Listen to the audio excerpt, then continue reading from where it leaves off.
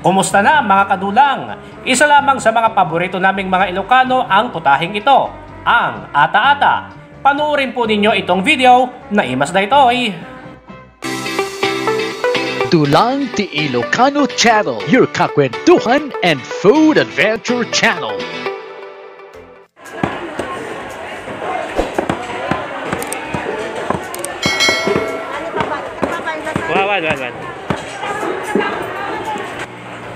Madaling araw tayong nagtungo sa San Fernando City Public Market upang mamili ng ating mga kailangan. Siyempre, karne ng baka at may kasamang atay. Hindi po nawawala dyan ang papait na magpapasarap sa ating ata-ata. Ayan. So, kailangan pong maaga tayo nang sa ganun masiguro po natin na sariwa ang ating bibilhing karne. Narito ngayon ang ating mga kasangkapan para sa lulutuin nating ata-ata. Meron tayong laman ng baka, yung purong laman. Atay at syempre yung papait ng baka. Okay, nasa bituka pa siya. Alam niyo ng laman yan, papait. Kailangan din natin ng onion leaves, sibuyas, kalamansi at sili. Depende po sa inyo kung gusto niyo po na manghang o hindi. Okay lamang po kahit hindi kayo gumamit ng sili. Kailangan din natin ng paminta at asin. Ngayon, simulan na po natin ang pagluluto. Matapos nating hugasang maigi ang mga karne, hiwa-hiwain po natin ito sa maliliit at maninipis. At syempre, ganoon na rin po ang mga rekadong ating gagamitin. Sisimulan na rin po natin ang pagpapakulo sa papaita ng baka. Ang tawag po nila kung minsan dito sa mga sosyalin, cow intestinal juice o green soup. Okay? Basta sa atin papait kung natayong Ilocano. Ayan. Sa amin po, yung papait po namin, yun po makikita sa may small intestine ng baka. Hindi po sa large, hindi po sa malaking intestine, doon po sa small intestine. Sapagkat yan po giniling na kumbaga na digest na damo. Kaya yung pong laman yan juice. Okay, may kaunting din po yan at damo.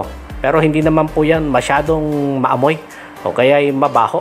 Okay, natural lamang po yung amoy, Okay, ngayon, kita nyo naman, galing pa yan sa small intestine ng baka.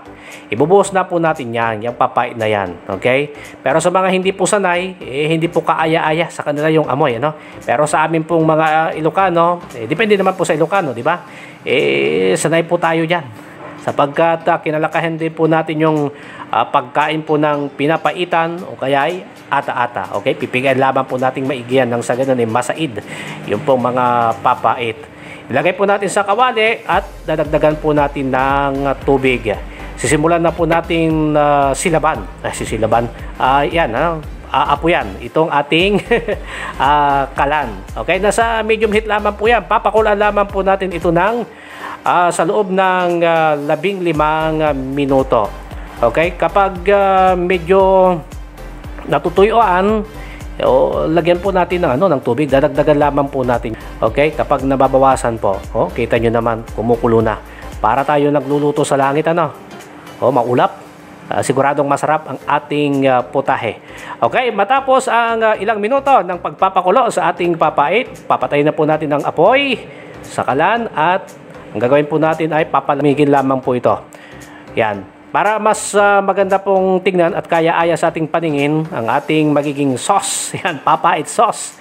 Sasalain muna po natin yan sapagkat meron po yung ano bang tawag diyan, latak na yan, damo po yan, Yun po yung kinain po ng baka. Okay? Hindi na po natin kailangan yan. Tatapon na lamang po natin yan. Yung iba, hindi nila tiyatanggal o hindi nila sinasala. Ayan, inayos na po natin yung ating mga karne at atay ng baka. Didekorasyon na lamang po natin ito ng sibuyas na pula. Pwede rin po yun, yung sibuyas na puti. Depende po sa inyo, kung ano po yung gusto po ninyo. Basta may sibuyas sapagkat yan yung magpapalinamnam at magpapalasa sa ating ata-ata. Lalagyan din natin ng onion leaves. Yan. Mas maraming onion leaves para sa akin. Pero, gaya po ng lagi kong sinasabi, depende po sa inyong panlasa. At lalagyan din po natin ng sili. Yan, kung hindi po kayo mahilig sa maanghang, okay lamang po kahit walang sili, optional lamang po ito. Okay? Pero sa akin hindi ko naman titirisin yan sapagkat may iba pang kakain yan na hindi naman mahilig sa maanghang. Okay? Kung gusto nyo yung maanghang, pwede nyo namang tirisin yan sa inyong plato o kaya nguyain niyang sili.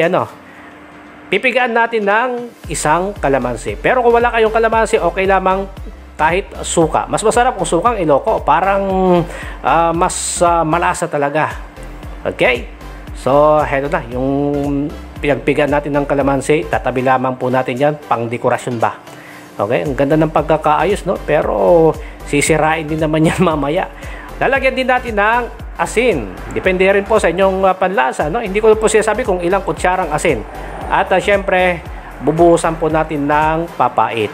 Yung ating papait, yung papait juice na yan or intestinal juice na yan, medyo lumamig na po yan. Okay? Sapagkat kapag mainit po yan, hindi na po hindi po natin malalasahang mabuti. Okay? Yung ating ata-ata, parang imbaligtad na kung ganon. Okay? Ngayon, heto na ang ating ata-ata. Yan, kita nyo naman, napakaganda ng pagkakaayos. Parang pang restaurant, pero yan wawasakin din yan maya-maya. Hahalu-haluin din natin. Sa susunod nating mga videos, abangan po ninyo at tuturuan ko po kayo kung paano magluto ng imbaligtad at ng pinapaitang baka. Pero meron na po tayong na-upload na video. Nako, kita nyo naman. Sa mga kapwa ko Ilocano, alam ko, sa mga nanonood ngayon, takam na takam sila sa putahing ito. Okay, so simulan na po natin ang pagkain sa ating ata-ata. Pero na po, simplado na po itong ating ata-ata. Actually, hindi ito luto, hilaw na karne ng baka at atay. Ngayon, kikita nyo naman itong pagkakagawa. Ang ganda ng dekorasyon, no? Yung pagkakaayos natin, pero halu-haluin din natin ito para magkalasa.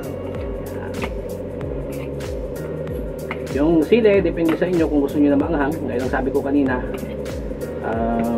nasa sa inyo po yan kung pipisain ninyo. Kung gusto nyo mas maanghang, pwede nyo namang kagatin na, kaya kainin. Okay, so halo natin mabuti. Tikman po natin. Unahin natin ang laman. Okay. Laman ng baka.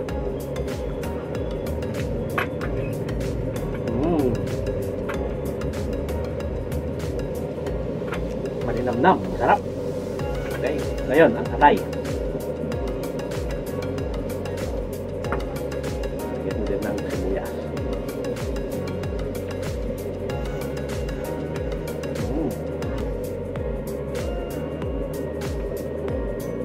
Yan, okay na. Ngayon, yung atay, mas masarap na naman. Siyempre, lasa po natin yung papait ng baka at yung linamnam ng karne at ng atay. At ako mahilig ako sa manghang. At ngayon, simulan na po natin kumain. Sakto sa kanin.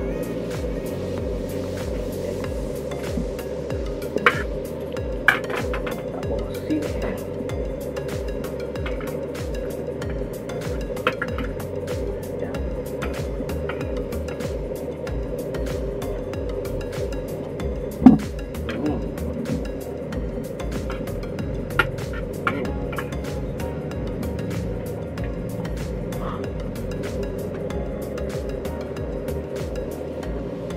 Wow! Sarap!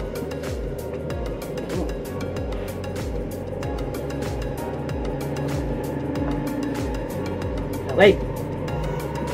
Bago ko ipagpatuloy ang kumain, sana po ay nagustuhan ninyo at dali kayo sa aking video sa paggawa po ng ata-ata. Ito po yung popular pagkain po ng mga Ilocano.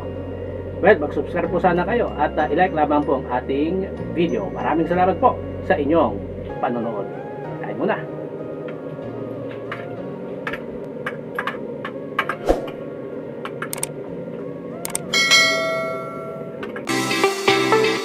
Dulang Ti Ilocano Channel, your kakwentuhan and food adventure channel.